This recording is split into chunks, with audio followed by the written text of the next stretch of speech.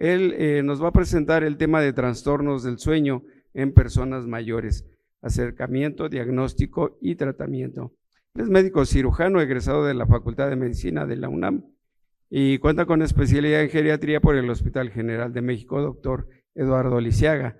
Actualmente es adscrito al servicio de geriatría del ICEMIM.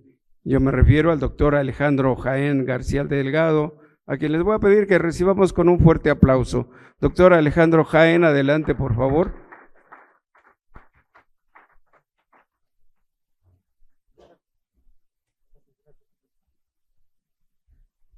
Hola a todos, muy buenos días, qué gusto verlos, muchas caras conocidas.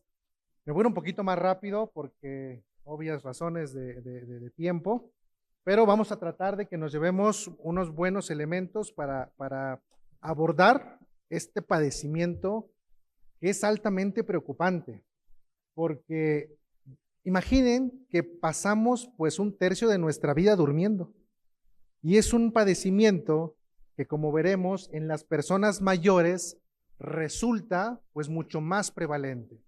Por eso elegimos este tema y agradezco mucho a Sistemet, a la doctora Hilda Alcántara, ya me la perdí por ahí, no la veo, y a todo Sistemet, al doctor Rangel, muchas gracias a todos. Bueno, vamos a iniciar y vamos a platicar este tema, el de trastornos del sueño en personas mayores, acercamiento diagnóstico y tratamiento. Imaginen que estamos a inicios de los 1700 y somos un conde muy rico, adinerado, que no puede dormir bien. Resulta que tiene un pianista que le toca canciones de piano todas las noches para poder dormir a gusto. Pero al buen Johann Gottlieb Goldberg, pues dice, oye, ya le toqué todas las canciones que tengo disponibles, ya no hay más. Pero Goldberg tenía un buen amigo. Ese amigo, ¿qué pasó ahí? Ese amigo era Johann Sebastian. Perdón, ese Johann Sebastian no, el otro Johann Sebastian. Johann Sebastian Bach. Y Bach, como saben ustedes, es uno de esos grandes músicos que ha existido. De hecho, hay quienes dicen que la única prueba de la existencia de Dios es la existencia de Bach. Y Bach, entonces, le compuso unas canciones maravillosas, unas variantes que hoy se conocen como las variantes Goldberg. ¿Alguien las ha escuchado alguna vez? ¿Alguien conoce esta canción? ¿Alguien la recuerda? ¿Le suena? ¿Nadie? Estoy seguro que sí, y quizá no saben qué son estas variantes Goldberg. ¿Sí las conoce usted? ¿La reconoce? Pues vean, entonces Bach compone estas variantes Goldberg y justamente pues a nuestro querido pues Goldberg, aquí tenemos, para que su conde pudiera dormir a gusto. Y entonces, ¿me ayudan allá a darle un clic, por favor, ahí en a la imagen? Abajito, aparece el de play. ¿No tenemos audio? Ahí está.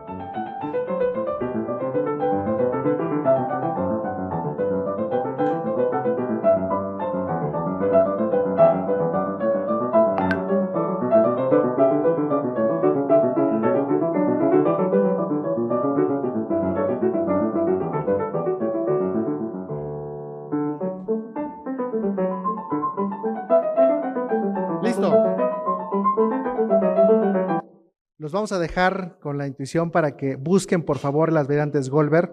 Esta versión en particular es tocada por Glenn Gould, un pianista canadiense maravilloso, que curiosamente cuando inició su carrera como pianista, por ahí de los 17 años, se aventó a tocar las variantes Goldberg.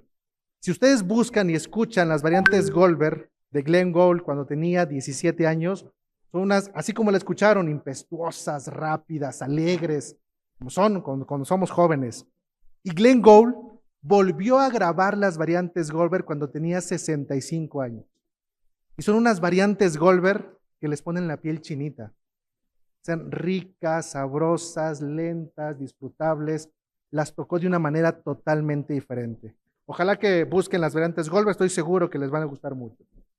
Ahora, ¿por qué este conde rico quería que le tocaran el piano todas las noches? Pues porque no dormía bien. ¿Y qué es el sueño? Pues es un proceso fisiológico, vital, que se presenta en todos los seres vivos humanos y muchas especies animales y que aparentemente tiene funciones de restauración. Sabemos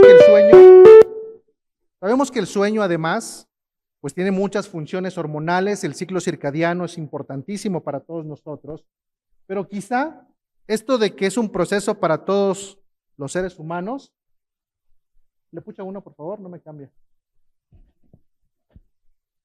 Nuestro querido Thich Nhat se reiría de nosotros, agarraría su cigarrito, dice, ¿cómo que dormimos todos, todo el tiempo? Pues no. Vean cómo Thich Nhat, de hecho lo pueden buscar, hay varios documentales sobre él, y se supone que nuestro querido Thich Nhat, un vietnamita, no ha dormido desde 1963. Aparentemente tuvo una infección, tuvo algo que no ha dormido. Creo que en Netflix o en YouTube hay un documental por ahí donde un joven se va con él todo un día y demás para ver qué hace. Y se queda todo el día, toda la noche con él y él anda trabajando y se pone a hacer cosas y demás. Búsquenlo, está bien interesante. Hay récords Guinness de personas cuánto tiempo han pasado sin dormir. Hay récord de 5, 7 días y demás. Obviamente terminaron muy mal, cosa que no le pasa a Thich Nhat. Y van a ver ustedes, obviamente ya los récords Guinness ya dejaron de hacer eso porque pues, siempre queremos superar a otro y es un problema de salud, entonces los récords Guinness ya no están documentando esta parte. Pero el caso de Thich Nhat es muy interesante. ¿Me pasa la siguiente, por favor? Ahora, en la mitología griega, el sueño ha sido también muy interesante de valorar. Tenemos a la diosa Nyx, la diosa de la noche. Y la diosa Nyx tuvo 2 hijos. ¿Alguien sabe quién eran esos 2 hijos? Los hijos de la diosa Nyx, la diosa de la noche. ¿Me da un clic, por favor? La diosa Nyx tuvo 2 hijos. Uno de ellos, otro por favor, era Hipnos y el otro, por favor, Tánatos. Los 2 hijos de la diosa Nyx. Y obviamente estos dioses ya los conocen un poquito más. Me pasan lo siguiente, por favor. Si hay algún amante aquí de los caballeros del Zodiaco, seguramente se imaginaron a ellos. Me pasa el siguiente, por favor. E Hipnos tuvo también hijos con otra diosa, con la diosa de la calma, que fue Pasitea. Y tuvieron muchos oniros. Se supone que tuvieron más de 1000 oniros, más de 1000 hijos. Y de ellos hay 3 que son muy importantes. Tenemos a Ikelo, a Fantaso y quizá al que todos ustedes ya conocían, que era el dios Morfeo. Cuando lo representamos, ¿me dan un clic por favor? Cuando lo representamos, pues siempre a Morfeo lo pintan con esta florecita padrísima. ¿Alguien la conoce? ¿Qué flor es? La amapola, por supuesto, de donde se obtiene ¿qué? La morfina, ¿no? Y entonces, pues estos dioses son los que representan el sueño en la mitología griega, pero en México también tenemos dioses del sueño. Y vean cómo tenemos a Xoaltentli o a Xoaltecutli, donde también tenemos este dios del sueño, incluso también se considera como este dios de las enfermedades mentales. Con esto quiero dejar más que claro que el sueño es algo importantísimo en nuestra vida. ¿Me pasa a la siguiente, por favor? Siguiente. Ahora, el estudio del sueño, no me voy a detener mucho, pero quiero aclarar esto. El estudio del sueño inició recién hace menos de 100 años. Vean cómo en 1930 Hans Berger inicia a estudiar de manera más específica el sueño con la electroencefalografía. Recordemos que hace unos poquitos años antes de esto se empezó con Beethoven la cardiología, con el estudio electrofisiológico del corazón. Y así como se empezó a estudiar el corazón, pues también el cerebro. Y entonces Berger empezó a caracterizar estas fases del sueño. Y de primera instancia tenemos 2 fases. La fase que conocemos como fase REM, la fase no REM, o de no movimientos oculares rápidos, y la fase REM, la fase de movimientos oculares rápidos. La primera fase, la fase no REM, se divide en 3 fases. Ahí pone 4 porque es como el inicio de la otra fase. Y entonces vean cómo tenemos esta ¿Me da un clic, por favor? Tenemos esta primera fase donde, si vemos en un estudio de electroencefalografía, vemos cómo se ve relajado, vemos cómo tenemos estas ondas alfa. Entramos a la fase 1, donde se caracteriza por tener estas ondas teta, estas que vemos ahí en el cuadrito. Tenemos la fase 2, donde vemos estos usos del sueño y esos complejos K. Y esta fase 1 y fase 2 es la fase ligera, del sueño ligero. Luego nos pasamos a la fase 3, que es el sueño profundo, donde vemos estas características ondas delta, para después iniciar la fase REM, la fase de movimientos oculares rápidos, donde vemos vean cómo se parecen un poquito más las ondas de este sueño MOR, movimientos oculares rápidos o dormir soñando, a cuando estamos en vigilia. Se parece un poquito, ¿no? Y entonces, así fue como se empezó a caracterizar este estudio del sueño. ¿Me da un clic, por favor? Ahora, ¿qué le pasaba a Thich Nhat Hanh? No sabemos bien a bien por qué le ocurre este fenómeno a este hombre que no duerme, pero sí se han hecho muchos estudios y se ha caracterizado que el hipotálamo es uno de los centros más importantes para regular el sueño. Y entonces tenemos varios sitios ahí en el hipotálamo. Tenemos al núcleo hipotalámico posterior, que tiene la función de regular la vigilia. Tenemos al ventro lateral, que está implicado en el sueño no mor. Tenemos al reticular pontis, que también es parte del sueño no mor. Y el supraquiasmático. O sea, vean cómo muchos núcleos dentro del hipotálamo son importantes para regular. Cuando tenemos estos pacientes que tienen un evento vascular cerebral que involucra el hipotálamo, por eso tenemos estos síndromes talámicos, donde tienen muchos síntomas, porque si un EBC impacta en el tálamo, va a tener muchísimos síntomas. Y la otra parte que me interesa que noten en esta imagen es la parte a su lateral izquierda, esta parte de acá, donde vemos los principales neurotransmisores que están implicados en la regulación del sueño. ¿Y a quiénes tenemos ahí? Tenemos acetilcolina, tenemos histamina, tenemos serotonina, tenemos dopamina, que son neurotransmisores que estoy seguro que ya les empiezan a ser un poquito más referentes al sueño. Cuando damos un antihistamínico, ¿les suena? ¿Cuál es el efecto de los antihistamínicos? Sueño, exactamente. Entonces vean cómo empezamos a ver por qué estos medicamentos que tanto utilizamos tienen un impacto en la calidad de sueño, o al menos en el ciclo sueño-vigilia. ¿Me dan la siguiente, por favor? ¿Tenemos micrófono para andar caminando, por favor? Es que me siento raro aquí y no puedo señalarles tanto. Ahora, vean cómo estos neurotransmisores, acetilcolina, serotonina, noradrenalina, histamina, van a tener, y obviamente su origen, van a tener cierto impacto en la vigilia, en el sueño no REM y en el sueño REM. Y ahí pueden caracterizar si está activo, si está desactivado y el impacto que tiene. O sea, vean cómo nuestro sueño está regulado en estos sitios del tálamo y está regulado por estos neurotransmisores.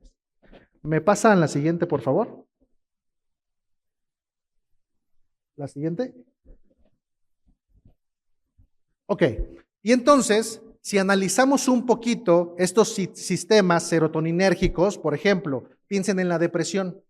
La depresión es un síntoma que se caracteriza por unas disregulaciones del sistema, por ejemplo, de serotonina. ¿Y qué le pasa a los pacientes con depresión? Tienen alteraciones del ciclo sueño-vigilia, tienen alteraciones cardiovasculares, respiratorias, de la termorregulación, del apetito, de la conducta, la agresión y obviamente en la cuestión sexual. El sistema dopaminérgico, piensen en los pacientes con Parkinson, por ejemplo, obviamente el movimiento, pero en el Parkinson están los trastornos del movimiento y los trastornos que no son del movimiento asociados al Parkinson. Y tenemos pacientes que tienen afectación de memoria, alteraciones en esta situación de recompensa, placer, del comportamiento, de la atención, de la producción de prolactina y por supuesto del sueño. Vean cómo estos neurotransmisores tienen un impacto en la calidad del sueño. Entonces, vean cómo los estados de sueño se alternan en ciclos de 90 a 110 minutos. O sea, estas fases que acabamos de ver van a durar entre 90 a 110 minutos, 120 minutos, o sea, entre hora, hora y media más o menos, se cumplen estos 4 ciclos. Por eso a veces que nos echamos un coyotito de un ratito y nos sabe riquísimo, porque alcanzamos a cumplir estas fases del sueño. Y entonces, si dormimos cierta cantidad de horas al día, 6, 7, 8 horas, pues alcanzaremos a cumplir más o menos 4 fases del sueño. ¿Qué les parece? Siguiente, por favor. Ahí está. Ahora, algo importantísimo que espero que se lleven en su cabeza de aquí para adelante. Los trastornos del sueño no forman parte del proceso normal de envejecimiento. El que nos hagamos personas mayores no implica que voy a dormir mal, porque a veces ya le echamos toda la culpa que está viejito. Le duele la rodilla porque está. Explicar los trastornos del sueño en personas mayores puede ser difícil, dado los cambios fisiológicos en esta población. Y por eso quise presentarles esta introducción de más o menos cómo se regula el sueño, porque ahora vamos a ver qué es normal y de esta curva de normalidad para las personas mayores que es siempre tan compleja. ¿Me da un clic, por favor? ¿Qué serán estos cambios que vamos a encontrar? Y ustedes me van a ayudar y sé que lo vamos a hacer juntos. Vean, cambios en fases del sueño en personas mayores. Etapas del sueño, siestas diurnas. ¿Están más, están igual o están menos? ¿Qué pasa más con las personas mayores? Las siestas diurnas. Más. ¿Me da un clic, por favor? Perfecto, está incrementada. Los despertares nocturnos, ¿cómo están? Más. Otro clic, por favor. Van a ser varios, pero de uno en uno. Latencia del sueño, el tiempo para conciliar, el tiempo de que yo me acuesto en la cama y me inicio a dormir. ¿Cómo va a estar? ¿Cómo? ¿Normal? Tardan más tiempo. Entonces, siguiente, por favor. Está incrementada o más o menos sin ningún cambio. La fase 1, me da un clic, por favor. La fase 1 que ya vimos va a estar incrementada. La fase 2, el clic, por favor, va a estar incrementada. Y al estar incrementada la fase 1 y la fase 2, eso hace que retrasemos tanto.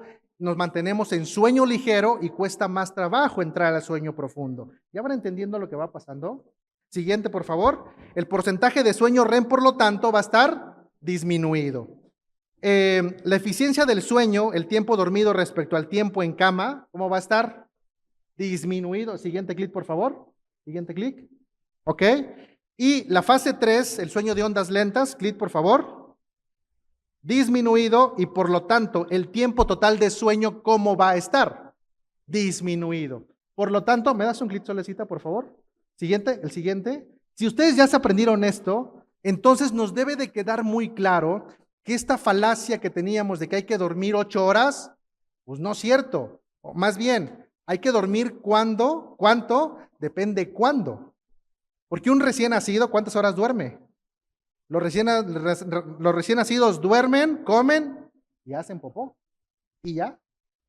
Y entonces vean cómo un recién nacido puede dormir 14, 16, 18 horas. Un niño puede dormir entre 8, 9, 10 horas. Ya un adulto ahí 8 horas, pero ya las personas mayores pueden dormir 6 a 7 horas. De hecho, ¿me das la siguiente, Solecita? Podemos ver que si nos pasamos a un rango más o menos de normalidad, podemos ver que para una persona mayor podría ser muy apropiado que duerma entre 5 a 6 horas, por todos los cambios que acabamos de explicar. Entonces, si un adulto mayor llega conmigo y me dice, es que doctor, me estoy durmiendo 5 horas, 6 horas, padrísimo. Debo de entender eso, que es parte de su normalidad. Y entonces tenemos que evaluar si hay o no calidad de sueño. Y tenemos que explicarle esto a nuestro paciente. ¿Por qué? Porque si no duerme esas 8 horas que algún día alguien le dijo que tenía que dormir, pues le da ansiedad, le preocupa y dice, no estoy durmiendo lo suficiente. ¿Sí me doy a entender? ¿Ok? La siguiente Solecita, por favor. Y entonces, resumen, el inicio en el envejecimiento, el inicio del sueño es más difícil. El sueño es fragmentado por un incremento en los despertares. Pasan más tiempo en cama y provoca una percepción errónea de no dormir lo suficiente, porque estamos acostumbrados a pensar que así era. Cambios en el ritmo circadiano por condiciones sociofamiliares, van más temprano a la cama y despiertan más temprano. El adulto mayor que ya hizo su vida, que ya está jubilado, que ya anda disfrutando ahí de vacaciones y demás, y que regresa a casa y que los demás tienen que trabajar y dormir temprano, levantarse temprano, y pues se tiene que acostar también la persona mayor temprano, ¿no? Pero pues ahí está. Entonces vean cómo estos cambios, por supuesto que van a impactar. ¿Me das un clip solo? Ahí está. Ahora, 50% de las personas mayores se quejan de dificultad para conciliar o para mantener el sueño. La mitad de las personas mayores tienen esta queja. ¿En quién es más frecuente? En las mujeres que en hombres. Más común en mujeres con enfermedades crónicas y depresión. Está asociado a principalmente el trastorno del sueño de mantenimiento, es el tipo más común, 50%, de 50 a 70%, y el de conciliación ronda entre el 35 al 60%. Más del 25% de las personas mayores reportan un sueño no reparador, o sea que duermen pero no se sienten a gusto de haber dormido bien. Y si hacemos la encuesta aquí, andamos más o menos en esas cifras. Sí, gracias, solicito. Ahora, el diagnóstico. El insomnio en un inicio va a ser un trastorno subjetivo, porque me lo refiere el paciente. Él me va a decir, pues no duermo bien, o duermo poco, o despierto mucho. O sea, es algo subjetivo. Se basa en la queja proporcionadas por el paciente, familiares o cuidadores. O a veces es la esposa la que se queja, ¿no? Doctor, es que mi esposo ronca. Hombre, ¿no? Determinado por la entrevista clínica y apoyo de otras herramientas, cuestionarios, escalas que ahorita voy a poner rapidísimo, y por supuesto la historia clínica. Decía el gran Gregorio Marañón, el mejor instrumento para hacer diagnósticos es la silla donde nos sentamos a escuchar a nuestro paciente. Si hacemos buena historia clínica, haremos buenos diagnósticos. Siguiente, por favor. Ahora, en la persona mayor se debe considerar el insomnio como una combinación de distintos factores. Pocas veces hay una causa, una etiología, pocas veces. Siempre va a ser una combinación de varias. Siguiente, por favor, solicita. Muchas gracias. ¿Qué factores hay que considerar? Hacer las siestas durante el día y que ya vimos que están incrementadas. Acostarse temprano en la cama. Usar la cama para otras actividades, que ya andamos ahí con el celular. Ya muchos de mis pacientes mayores ya le juegan ahí al tablet y ya ven el Candy Crush y andan jugando y andan en Facebook y en Instagram y demás. Hacer cenas copiosas, la falta de ejercicio y las condiciones ambientales, exceso de ruido o luz, temperatura extrema o la cama incómoda. Hay que valorar estos malos hábitos al momento de dormir. De verdad, se está volviendo un problema. El uso de celular ya se considera una adicción.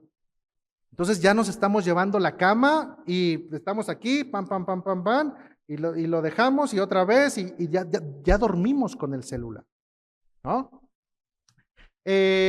Cambios asociados al envejecimiento, las modificaciones en el ciclo circadiano que ya vimos y por supuesto patologías y tratamiento de las mismas.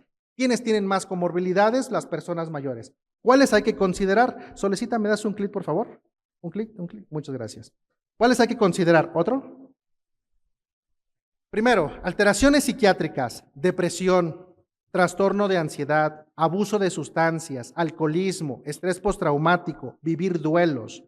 Por supuesto, alteraciones neurológicas como Alzheimer, enfermedad de Parkinson, neuropatía periférica, eventos vasculares cerebrales, traumatismos craneoencefálicos, epilepsias, cefaleas como la migraña por ahí, alteraciones médicas como EPOC, insuficiencia cardíaca, cardiopatía isquémica, enfermedad renal crónica, uremia, patologías que causan dolor, por supuesto, todas las que se les ocurra, cáncer, quimioterapia, el reflujo gastroesofágico, síndrome de piernas inquietas, SAOS, trastornos del ciclo circadiano, mala higiene del sueño y fenómenos crepusculares, ¿no? O sea, ven cómo los trastornos del sueño pueden ser un síntoma de otra enfermedad. Entonces, lo que nos corresponde, además de hacer una buena historia clínica, ver si esta alteración del sueño no es un síntoma de alguna de estas enfermedades. ¿Sí? Entonces, ahí vamos. Siguiente, por favor.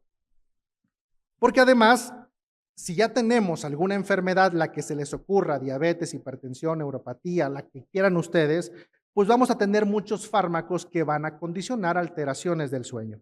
Y ahí les pongo algunos, cardiovasculares como los beta bloqueadores, diuréticos, clásico, de que damos el diurético en la noche, que damos el losartán con hidrocloroticida cada 12 horas. Y hay pacientes que les impacta muchísimo la hidrocloroticida en la noche. ¿Y por qué no les damos losartán hidrocloroticida en la mañana y el losartán solito en la noche? Y si no especificamos que la furosemida cada 12 horas pudiera ser una dosis en la mañana y una antes de las 4 o 5 de la tarde, para que no se pare 10,000 veces a orinar en la noche. Sí me doy, y eso lo hacemos nosotros, o sea, nosotros prescribimos los medicamentos así. Entonces tenemos que pensar en estos cambios al momento de la prescripción. Prescribir fármacos es un arte. Bueno, ahí están los demás, no me detengo mucho, le toman fotito. Siguiente, por favor. Ahora, como dijimos, el diagnóstico pues es una percepción subjetiva de un sueño insuficiente o no restaurador que comprende, hay que valorar estas tres partes de inicio. Al iniciar el sueño, es un problema de conciliación, me cuesta trabajo empezar a dormir. Para mantener el sueño me despierto mucho, o bien tengo despertares tempranos y ya no me duermo. ¿Cuál será de esos tres? Siguiente, Solecita, ¿me das un clic, por favor? O bien, una combinación de todos ellos. Dificultad para conciliar el sueño al acostarse, despertares frecuentes durante la noche, el sueño no es suficientemente reparador o despertarse muy temprano por la mañana o la combinación de todos ellos. Siguiente, Solecita, por favor. Ahora, ¿cuándo este trastorno del sueño se vuelve un trastorno del sueño? Cuando impacta en mi calidad funcional. Cuando ya está alterando mi capacidad laboral, mis relaciones familiares, sociales, si ya está impactando, entonces es un problema, es un trastorno del sueño.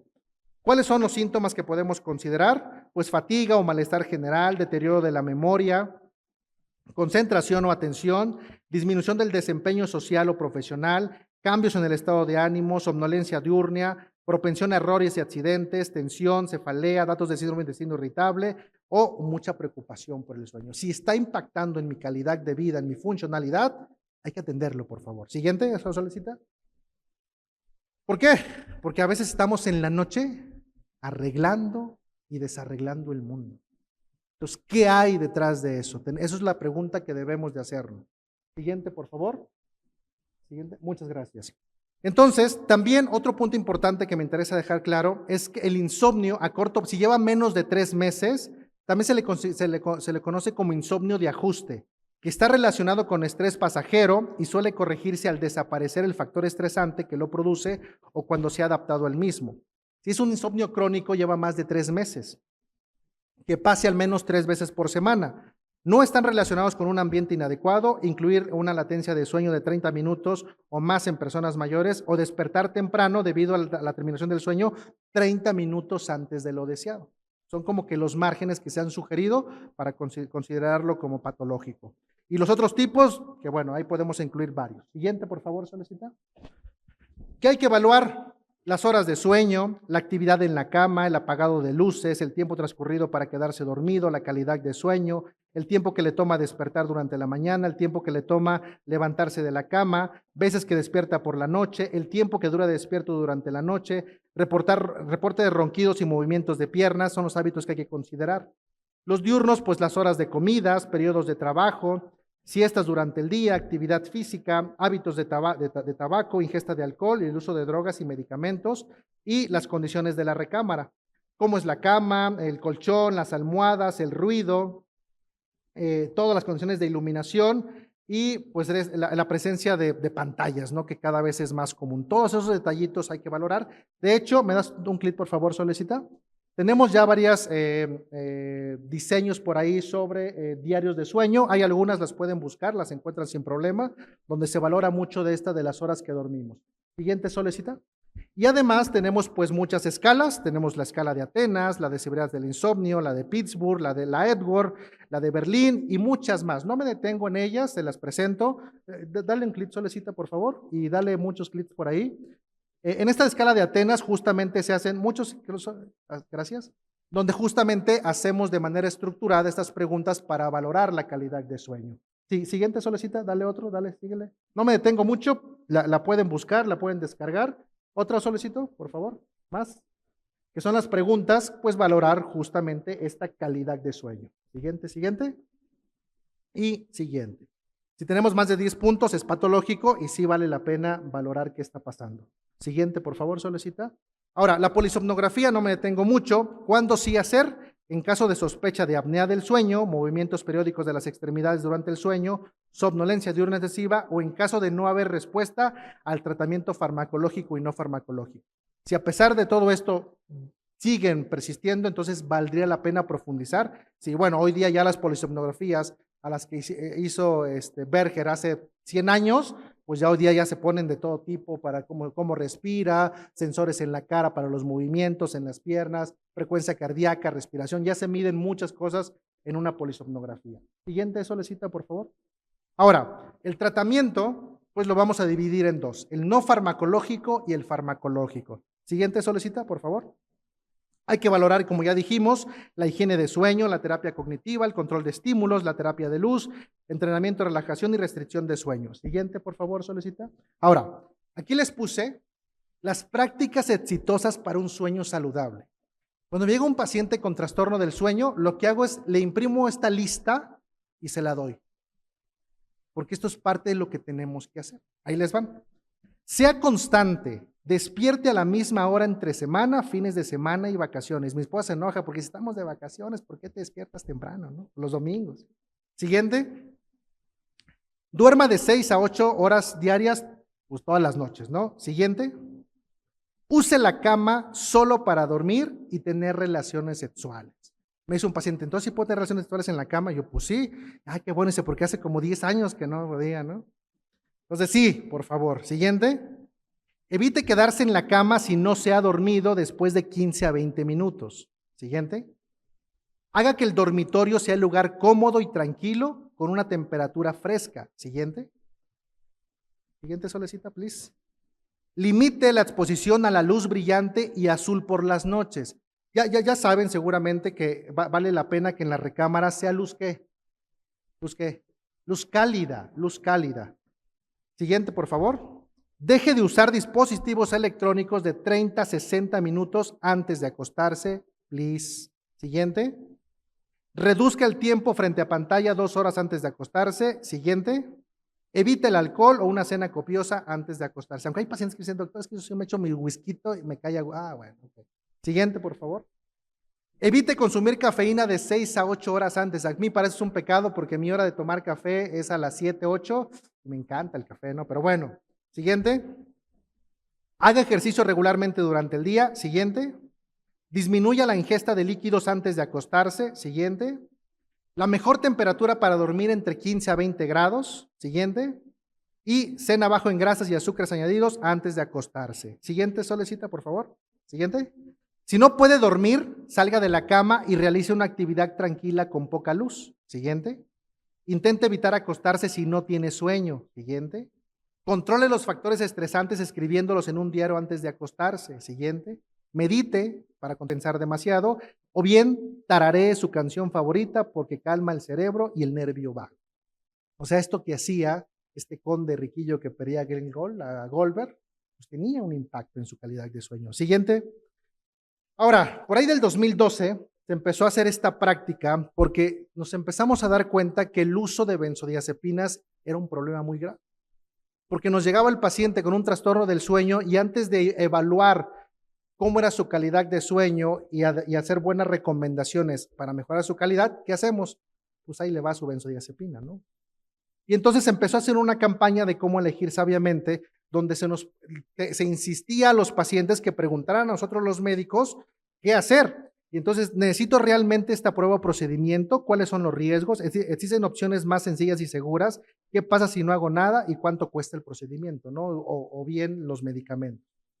Dice esta Asociación de Medicina Interna de Estados Unidos, no se recomienda el uso de benzodiazepinas u otros hipnóticos sedantes en la población de edad avanzada como tratamiento de primera línea para el insomnio, la agitación o el delirium, ya que puede aumentar la morbimortalidad.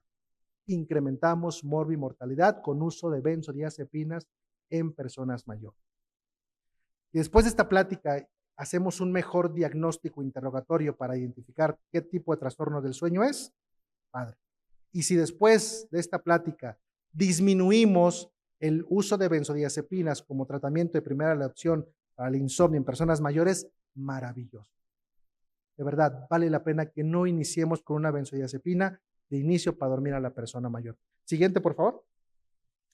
Esta academia de medicina del sueño desaconseja el uso de medicamentos en población geriátrica debido a la limitada evidencia que respalda su eficacia y que esos medicamentos incluyen trazodona, difenhidramina, melatonina, valeriana, y dice aquí, benzodiazepinas no deben usarse para el insomnio en la población de edad avanzada debido a 5 cosas.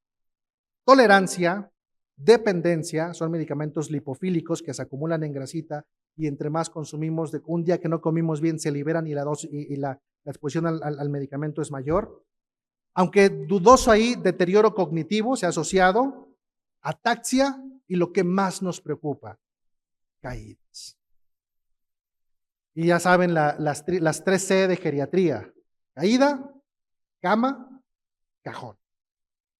No queremos que nuestras personas mayores se caigan. Y vean cómo podemos causar este impacto en estas personas mayores con su benzodiazepina. ¿No va a dormir? Pues tanto que se va a caer. Siguiente. Tratamiento farmacológico puede utilizarse en quienes no responden a la terapia no farmacológica o persisten con síntomas graves. ¿Qué 6 puntos deben considerar? Identificar el factor desencadenante y tratarlo si es posible. 2.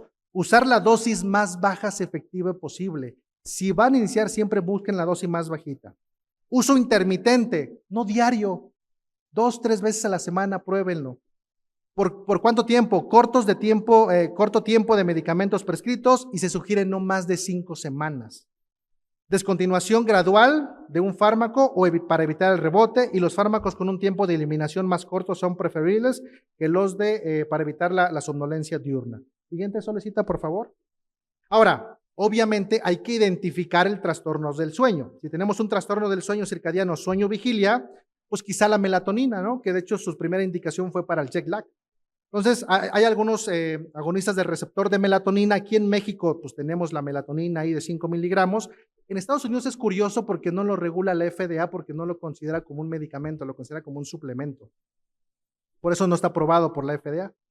Hay unos agonistas que aquí no están en México, como esos que pongo ahí, el temicelteón y el ramelteón, que no hay en México, pero bueno, para que se conozcan. Algunos estudios ponen de manifiesto que la melatonina consigue cortar moderadamente la latencia de sueño, pero su capacidad para disminuir la vigilia después del inicio del sueño es discreta. Hay un síndrome muy común que es el síndrome de piernas inquietas. Seguramente ya lo han escuchado. La prevalencia en personas mayores altas, casi 1 de cada 3. Y bueno, aquí que se dan, pues agonistas dopaminérgicos, ¿no? Pero obviamente hay que utilizarlos con precaución, con cuidado, más al inicio, porque pueden producir síntomas gastrointestinales. Y están los trastornos respiratorios del sueño, que oscilan hasta casi 1 de cada 4 personas mayores los pueden presentar. SAOS, apneas centrales del sueño o hipoventilación. Vean cómo hay muchos trastornos del sueño, entonces hay que abordarlos según el diagnóstico que hagamos. Siguiente, por favor, Solecita. Ay, creo que nos pasamos una, Solecita. La de atrás, ahí está. Antidepresivos. Está este medicamento, que es la mirtazapina, que la mirtazapina, pues es un tetracíclico, un antidepresivo de 4ª generación. Hay tabletitas de 15 y de 30 miligramos. Tiene efectos muy interesantes porque actúa sobre receptores de serotonina, de histamina, y que puede producir sueño. Entonces, pueden considerarlo como una opción. Obviamente, si hay un trastorno depresivo de fondo que ustedes consideren, es una muy buena opción. Se sugiere iniciar dosis pequeñas de 15 o de 7.5 miligramos de inicio e ir incrementando según la respuesta. Hay otro medicamento que es la trazodona, que también es un medicamento que modula ahí la serotonina y pues bueno, también tiene efectos interesantes a nivel de sueño.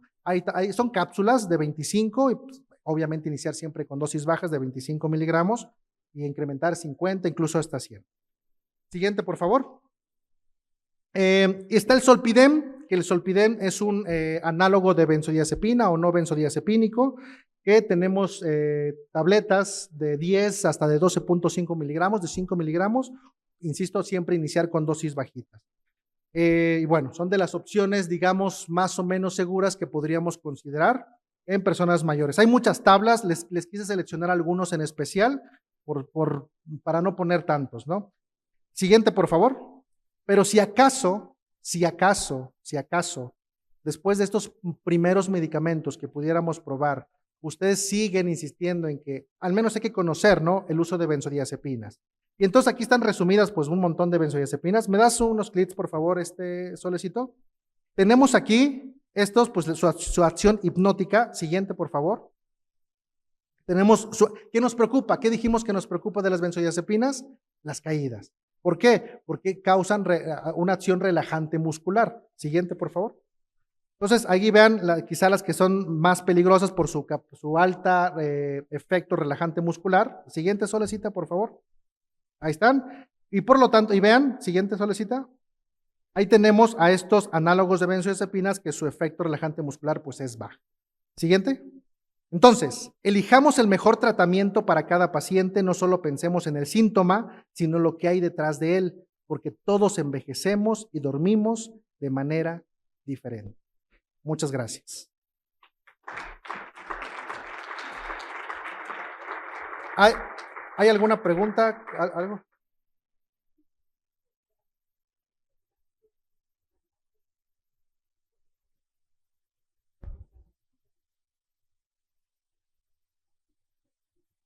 Varía de persona a persona, por supuesto que lo vimos, ¿no? Estos cambios en el ciclo circadiano se ven altamente afectados, tanto por los cambios de envejecimiento y por el entorno social.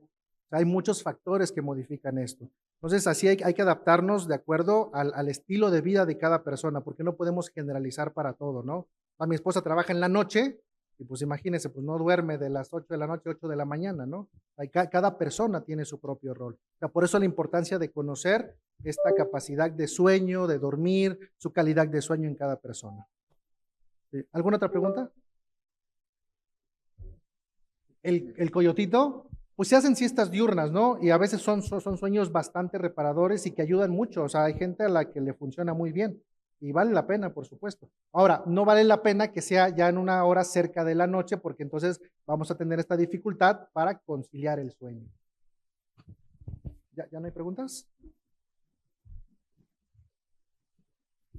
Doctor, hay muchos neuromoduladores que están manejando para este tipo de trastornos. ¿Qué nos dice cuál es el más Sí, adecuado? por supuesto. Bueno, justamente un neuromodulador son estos medicamentos que tienen impacto en los neurotransmisores.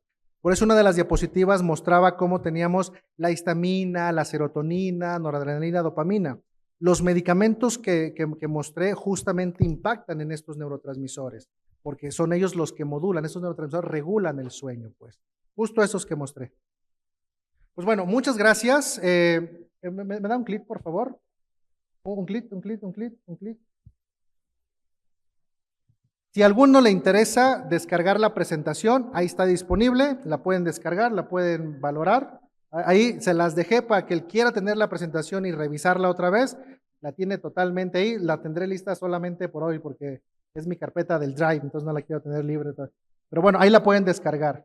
Y me da otro clic, por favor. Y los invito. Un clic. Este es mi libro, lo acabo de publicar. Me encantaría que lo pudieran tener en su biblioteca. Si alguno lo quiere conseguir, por ahí anda Yadi, ahí atrás. Ojalá se lo puedan llevar. Es un libro que escribí, dice ahí para pacientes y parientes, porque la intención es de que lo puedan leer, tanto letra grande, para que lo puedan leer. Y si tienen alguna persona mayor a la cual le gustaría que lo leyera, y si ustedes mismos lo quieren, no es médico, no es un libro médico, es un libro para disfrutar y leer de a rápido. Son capítulos súper cortitos que lo leen en 3-5 minutos. Ojalá se lo puedan llevar. Y allá tenemos el link de la presentación si la quieren, porque ya estamos retrasados. Muchas gracias a todos, gracias. No tan retrasados como para no agradecerle su participación.